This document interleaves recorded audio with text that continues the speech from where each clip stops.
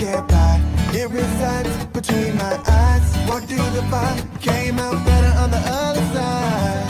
See, life's like a beach if you find the sand. And right now, I feel like 100 grand.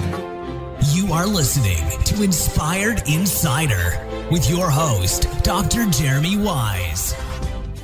Hey, everybody. This is John Corcoran with Dr. Jeremy Wise, and this episode is a little bit different. This is a live interview that we recorded at the Global Leadership Conference from Entrepreneurs Organization, where some of the best entrepreneurs from around the globe gathered in Washington, D.C.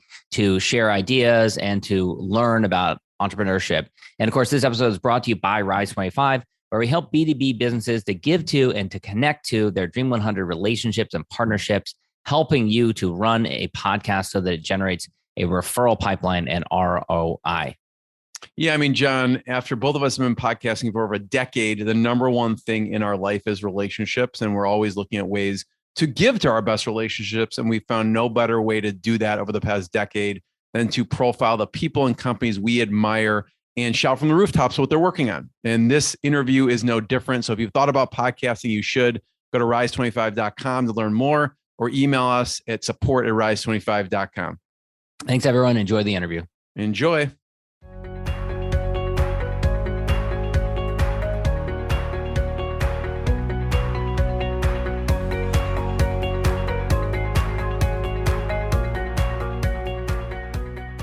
All right, Jeremy Weiss here. We are live from EOGLC, brought to you by Rise 25. I'm here with Anthony. And Anthony, tell people about your company and what you do. I am Anthony Standifer, co-founder and chief marketing officer of mSEED Group. We are custom product manufacturers and formulators of beauty and personal care products. We serve a bunch of small customers, indie brands that are looking to start or escalate their beauty or personal care business. And so we manufacture beauty products. How did you get into this? God only knows. I met a woman at another company. It always relates to a woman. It always goes there. I met a brilliant woman at the last place that I was employed like 9 years ago at this point. She had an idea of our company. She'd quit the job that we were at. As co-workers, she shared with me her idea. I thought it was the brilliant, most amazing idea. I was trying to be a friend at the time to support her and providing some ideas. And then she made me an offer that I first refused and said, no, I will not do this. But I recognized that it was a huge opportunity, and I usually try to run into things I'm scared of. So here I am 8 years later. What was it that changed your mind?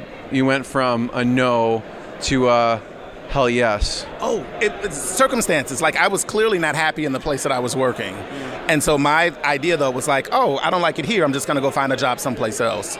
And so when the opportunity then presented itself, I was like, wait a minute, Anthony, you know this is not a place that you're going to be in the next 5 or 10 years. Here's an opportunity. It has risk associated with it, but the potential reward is really you betting on yourself and this other business partner who was my friend at that point. So I was like, this sounds like a good risk to take. So talk about some of the products you make. So we make a bunch of beauty products, hair care, skin care. Many of my clients are people who are working other jobs. Many of my clients are people who are women, African American or women of color. I've worked with over 250 brands at this point at various stages. Most brands, launch their brand and launch their products, and then I don't see them again. But then I have other brands that come back and do 5 figures, some 6 figure, some 7 figure businesses. One of my best case scenarios is she was 55 at the time, maybe 56. She's a healthcare administrator here in Houston, Texas. She's making body products at the time, but she has this really, really brilliant gray hair. And she says, I go to talk about my body products and people always ask me about my hair and what I put in my hair. And so we're like, well, you should be selling hair products. We can help you with that. And so we formulated a line of hair care products for her that's specifically designed for women who want to maintain brilliantly beautiful gray hair. And literally a year after that, she then says, I think I'm going to quit my job. And people tell me that I'm crazy because in my late 50s, I should be thinking about my retirement, and I'm not going to go start a business with my adult son, and I'm going to bet on myself. And I can only do that because I got a manufacturer who believes in me and is willing to support my business and provide small batches and give me quality manufacturing. And to see this woman like soar in the marketplace, on QVC, online, doing amazing things is like the greatest feeling, because I know that our services were a part of making that vision happen. In today's world of logistics, it's tough to find dependable supply chain. So people must love you, Anthony, because, it's difficult. Yeah, it's hard. It's difficult for us. I mean, literally since COVID, we have battled every supply chain issue. So at the same time that people were stocking up on toilet paper in their homes in 2020, I then had a shortage of bottles and caps and closures.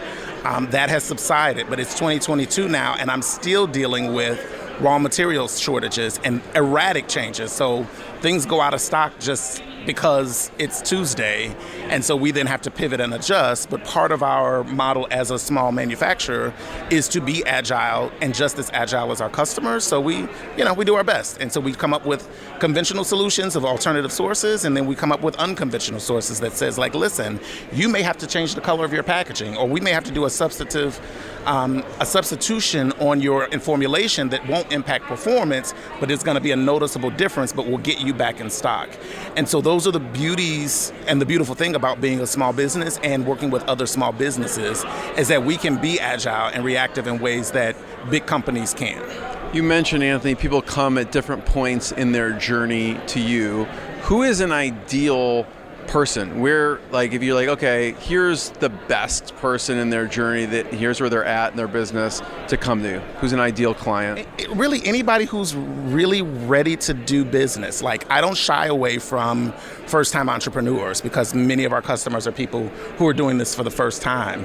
What I really recommend to folks is be prepared to do the work, hard work, consistently.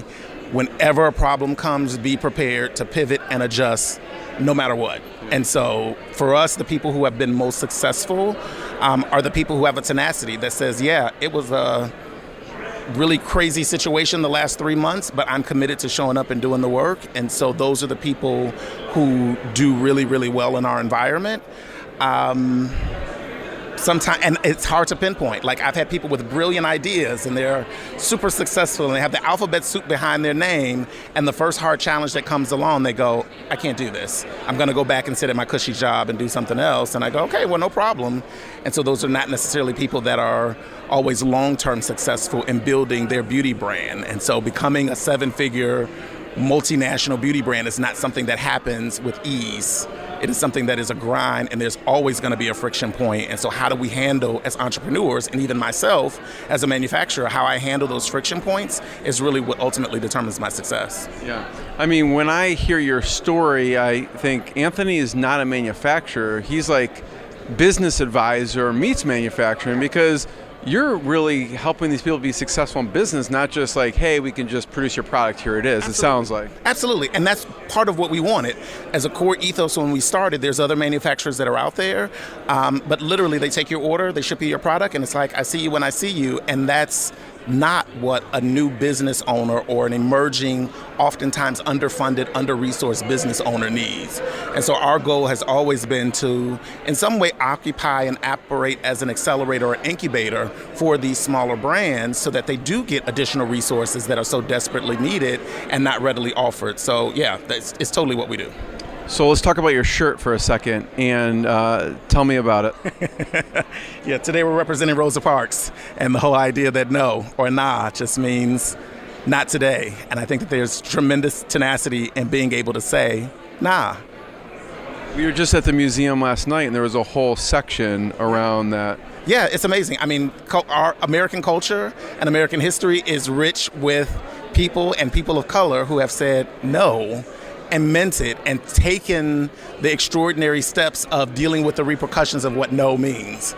And sometimes no is just, okay, great, we're gonna go and move on to the next thing. And sometimes no means, I gotta stand here and deal with a bunch of crap that is gonna come along with my no today, but I'm willing to give that. And so when I see these shirts, I'm always like, yes, give this to me, because in many ways I want to take on a bit of that spirit myself when things come along, and I'm just like, no, not today.